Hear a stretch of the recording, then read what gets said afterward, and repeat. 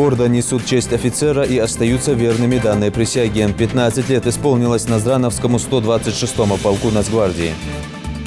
Время собирать урожай, но можно ли его назвать богатым? Расскажем о жатве пшеницы в ГУПе «Беркут». Не канализационная труба, а мусорная свалка. Экологическая проблема, вытекающая из-под земли в Назране, решается.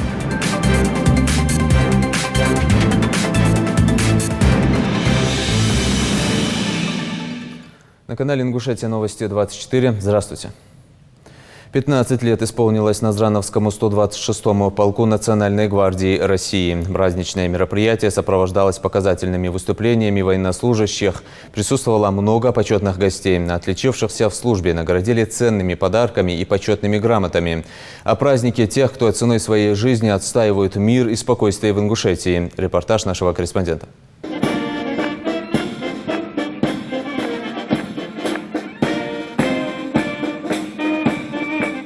Подвоенный оркестр 49-й бригады войск Национальной гвардии выносит символ Российской Федерации. Так начинается торжественное мероприятие, посвященное 15-й годовщине со дня образования 126-го полка войск Национальной гвардии.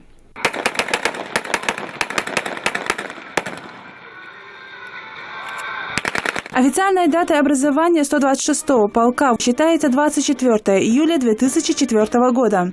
Для нашей республики это были самые непростые времена. Полк выполнял задачи на территории республики, на территории Северного Кавказа.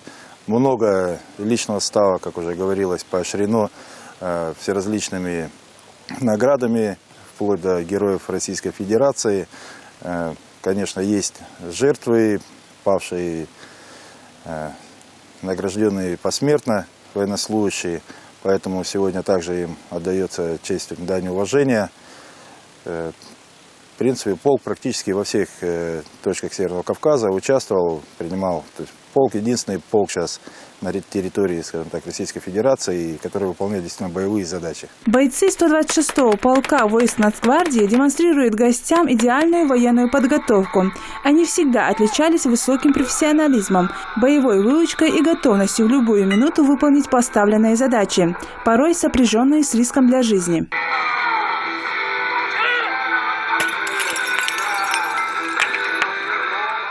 Как правило, все мероприятия, которые проводятся в воинских частях, в данном полку, они проходят на высоком военном уровне.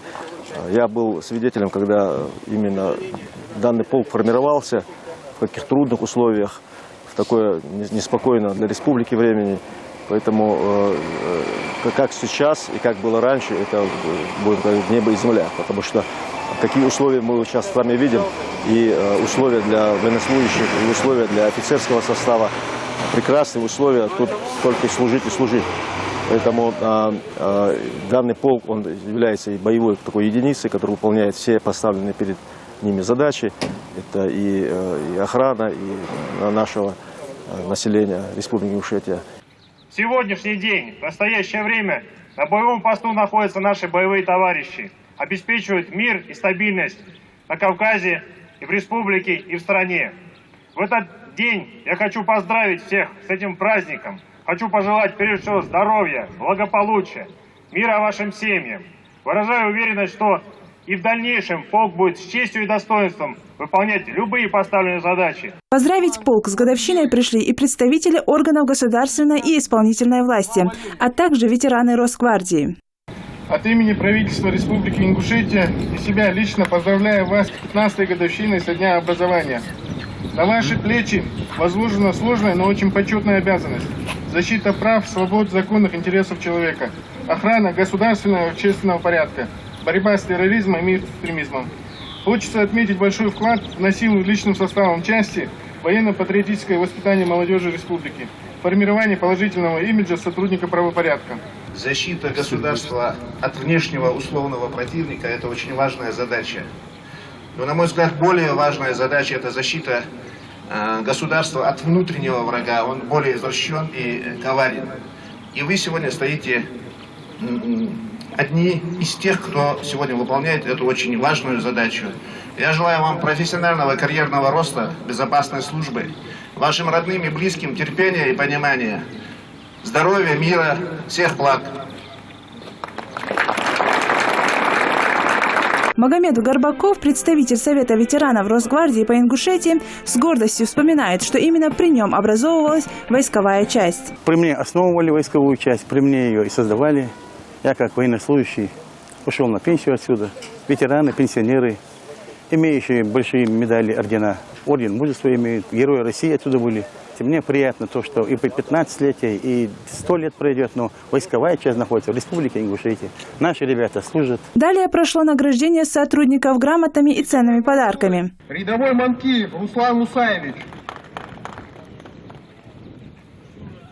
126-й полк ВНГ выполняет важные задачи государственного характера. Среди них борьба с терроризмом и экстремизмом, охрана правопорядка, обеспечение безопасности граждан во время массовых мероприятий, охрана важных государственных объектов.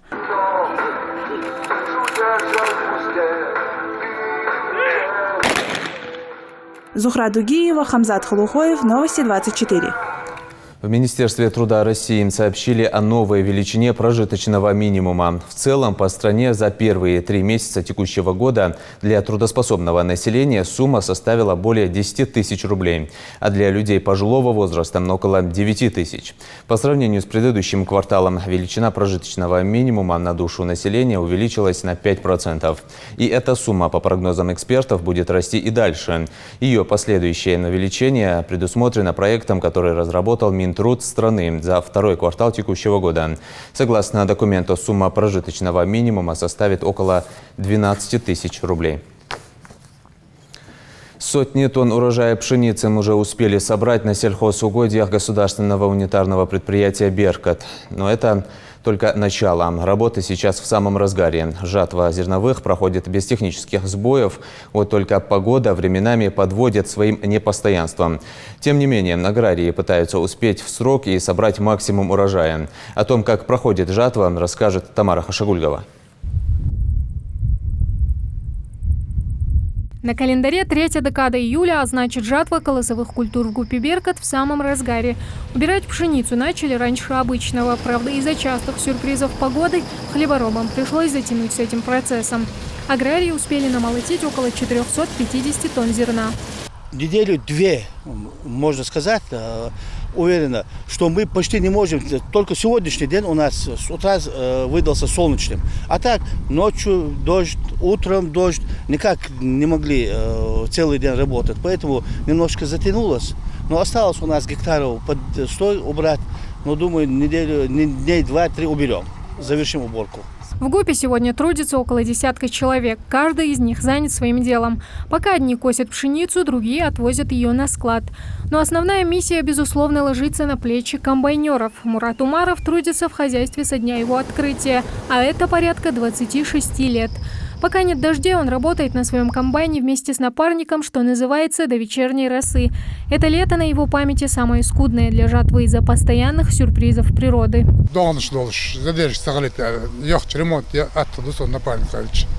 Обед время, саму лову обед до задержь сагалите. Тады шлятен дел. Ши утош. Я орха бункер йоко. Погод хачам и 30 якору яком.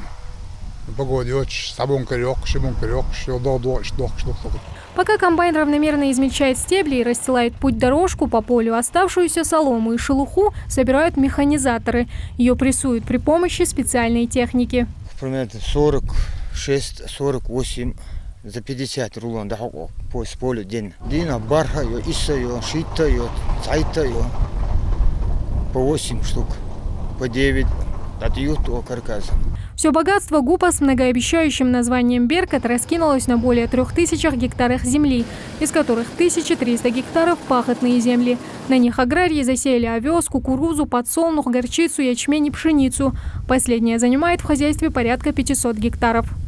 Урожайность в этом году пшеницы оставляет желать лучшего, конечно. На вид пшеница у нас так, вы сами видите, нормальная, но само зерно щуплое. Ожидали где-то получить 30-35 центнеров, но получаем по 20 центнеров только. Это связано с зимней засухой. Я веду наблюдение у себя в журнале. С 13 августа 2018 года до конца марта 2019 года у нас, вот, где вот Алханчурская долина, в нашей зоне, не выпало ни одного дождя и снега. Пшеничную страду в ГУПе планируют завершить на днях. Следом за ней аграрии приступят к уборке еще одной колосовой культуры – овса. Ею в хозяйстве засеяно около 200 гектаров.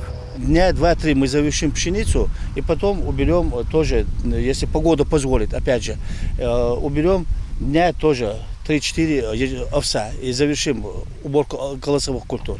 Практически весь урожай, собранный на полях ГУПа, будь то пшеница, овес, кукуруза или даже солома, должны пойти на реализацию. Оставшуюся часть оставляют на посадку. Но это не значит, что после жатвы хлеборобы смогут вздохнуть спокойно. Впереди еще один немаловажный этап – подготовка земли для следующей посевной кампании. Тамара Хшагульгова, Майрыбек Миржоев, Новости 24. Смотр желающих продемонстрировать свои таланты в номинации «Ингушский танец» состоялся в Доме культуры Джейраха. Мероприятие прошло в рамках фестиваля национального этикета. Пока это только 4 пары, все они не профессиональные танцоры, а просто любители, которые изъявили желание принять участие в конкурсе. Главные требования к участникам – национальный стиль в одежде и быть жителем Джейрахского района. Также конкурсанты делятся еще и на тейпы. Джигит и Горянка в каждой паре представляют одну фамилию. Всем им предстоит проявить знание этикета национального танца. Например, какая дистанция должна быть между партнерами, какие атрибуты обязательны в одежде. Первую репетицию конкурсанты провели под взором экспертной комиссии. Они указали участникам на ошибки и недочеты. Дети стесняются, дети видно, что не привыкли, потому что раньше они видели, во времена моей юности мы видели это каждый день. Ну не каждый день, но периодически видели по вечерам, собирали, там шутки, все это было лозер. Сейчас этого не видят дети, не знают. Не знают, как себя вести, не знают, как двигаться. Сейчас мы решили, что из ничего не получится, поэтому, чтобы подтянуть местных ребят, 2 раза в неделю мы будем сюда присылать плоскости специалистов, которые будут здесь заниматься. Как с теми, кто здесь непосредственно, как бы пытается заниматься хореографией, так и с молодежью, которую мы увидели, может кто-то еще захочет появиться, мы надеемся, что появится. Напомню, что отбор на республиканский фестиваль национального этикета проходит во всех населенных пунктах Ингушетии и разделен на 3 этапа. Номинация «Ингушский танец», его история, техника, этика и эстетика – это только первый отборочный тур.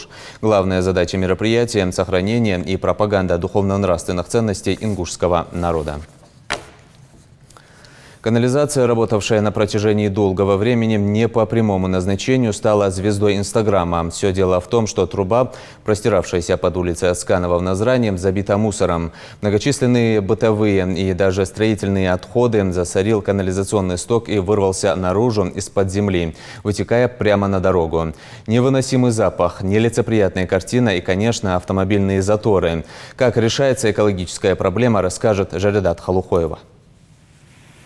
Назрань, улица Асканова, уже 5-е сутки. Здесь идет борьба с человеческой безответственностью. Неприятный запах и лужи нечистот, стекающие прямо по центральной улице города, стали причиной всеобщего недовольства. Пробитая канализация не дает возможности ни пройти спокойно, ни вздохнуть.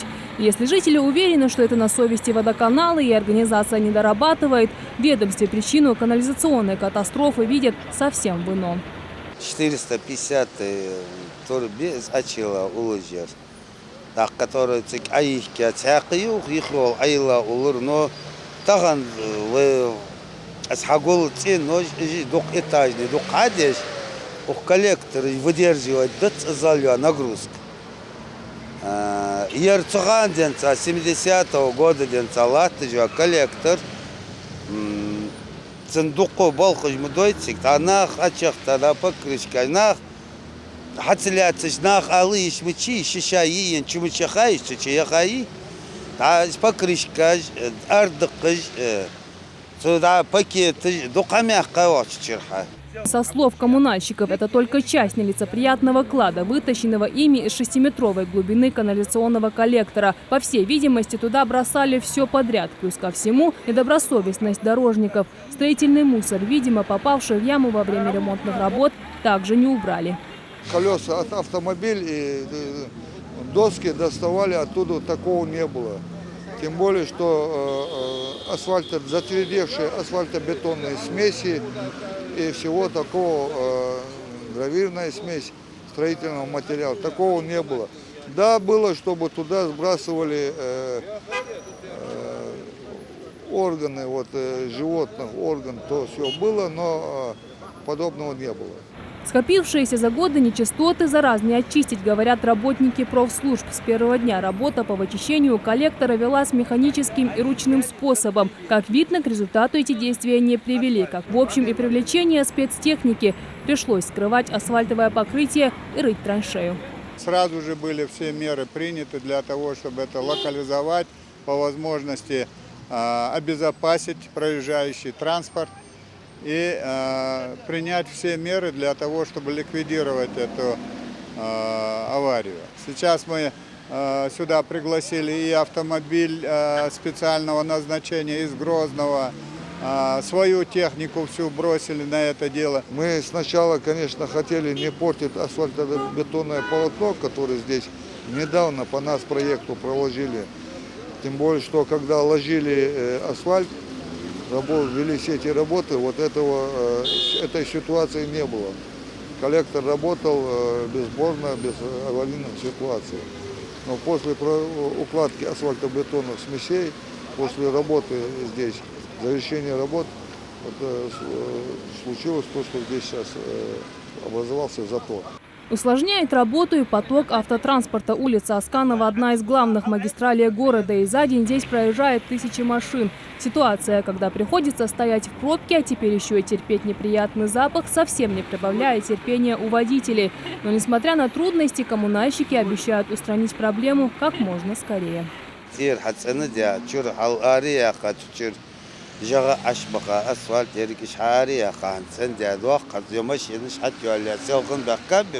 Таган хансыз пробитие гартыш. Осахте дал эндали бог завершить до колодец ал эйбя. Дашар низ асфальт низ абул бог дал эндали. Далеко не всем нужно знать нюансы работы системы городской канализации, но все должны понимать ее важность в повседневной жизни. Попадание в канализацию посторонних предметов и приводит к такой вот коммунальной катастрофе. Представители администрации города призывают местных жителей следить за тем, что они смывают в канализацию. Один из элементов культурного города – это канализация, нормально работающая, конечно, канализация.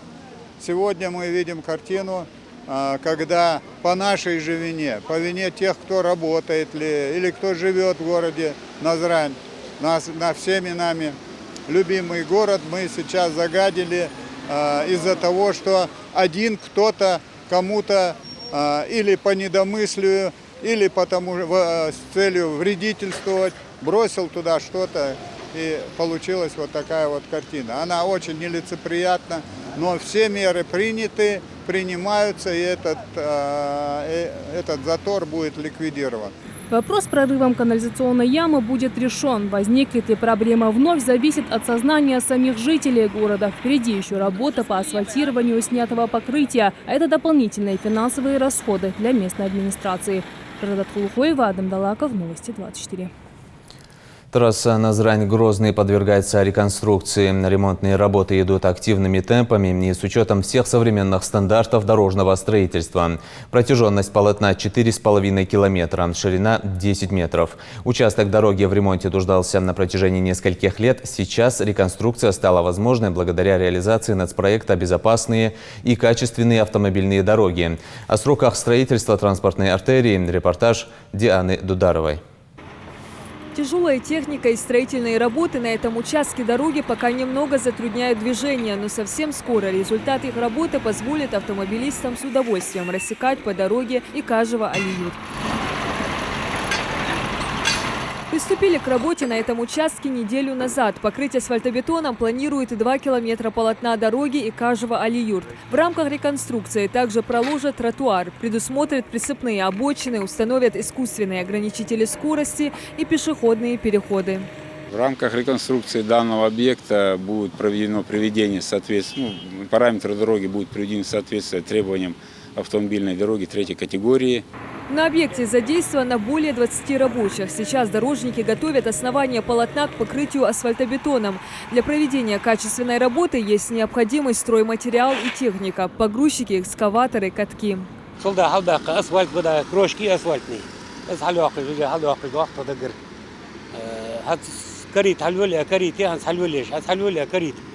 Солда юрчитига, который станет укрепить нижнюю часть. Солда асфальт буквально забыл беждаляндали. По проекту завершить работы необходимо до конца августа, но подрядчик планирует сдать объект раньше положенного срока. Также в рамках национального проекта «Безопасные и качественные дороги» проходит реконструкция участка автомобильной дороги Назрань-Грозный протяженностью 4,5 километров и шириной 10,5 метров. В настоящем времени уже выполнены ремонт основания, укладка асфальтобетонного покрытия и ведутся работы по благоустройству дороги. Это тротуары делаются, общая протяженность тротуаров порядка 5 километров с обеих сторон, установка дорожных знаков, установка ограничителей скорости, искусственных ограничителей скорости и дорожных знаков. Изменения на дорожном участке Назрань-Грозный успели заметить и оценить автолюбители. Признаются, ехать по ровной дороге – одно удовольствие.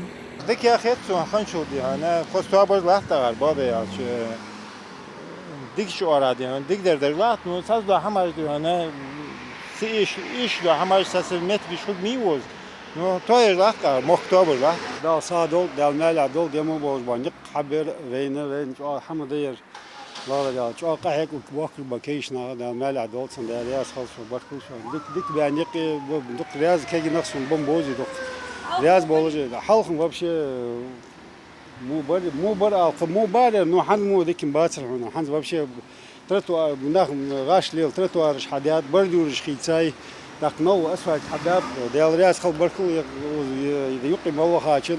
Реконструкция дороги на стадии завершения. Рабочие заняты благоустройством. Завершают прокладку тротуара с обеих сторон протяженностью 5,5 километров. Ширина тротуара у нас, мы делаем его 1,8, то есть 1,5. Там был предусмотрен 1,2 по проекту, но мы его сделали 1,8. Изменили проектные данные и 1,5 метра. Уже через пару дней рабочая группа приступит к установке дорожных знаков и ограничителей скорости, а затем дело за малым – провести разметку. Диана Дударова, Адам Далаков, Новости 24. Власти Ингушетии намерены в 2019 году обеспечить новыми квартирами 56 из 90 семей, переселенных из аварийного жилья на съемное. В региональном Минстрое отметили, из 29 аварийных домов, включенных в госпрограмму, выселены жильцы 7 многоквартирных домов. Это 90 семей, 414 человек. Все они проживают в съемном жилье, в оплате которого помогали власти региона. Из них 44 семьи из 4 ветхих домов Малгобека и 12 в Назране получат в этом году новые квартиры. Строительство многоквартирных домов, в которые будут переселены 56 семей, будет завершено до конца года. В последующие годы предоставят новое жилье 16 семьям из Карабулака и 18 семьям из Назрани. Как уточнили в Министерстве строительства региона, в республике аварийными признаны 34 дома, в которых проживают 1225 человек. Ингушские дзюдоисты Джафар Костоев и Муса Магушков примут участие в международном турнире по дзюдо серии Гран-при. Состязания пройдут в Хорватии, в городе Загреб. Они станут очередным этапом олимпийского отбора к играм в Токио, запланированных к 2020 году. А также последним стартом перед чемпионатом мира по дзюдо, который также пройдет в столице Японии в августе. И на этом наш выпуск завершен. Оставайтесь на канале Ингушетии.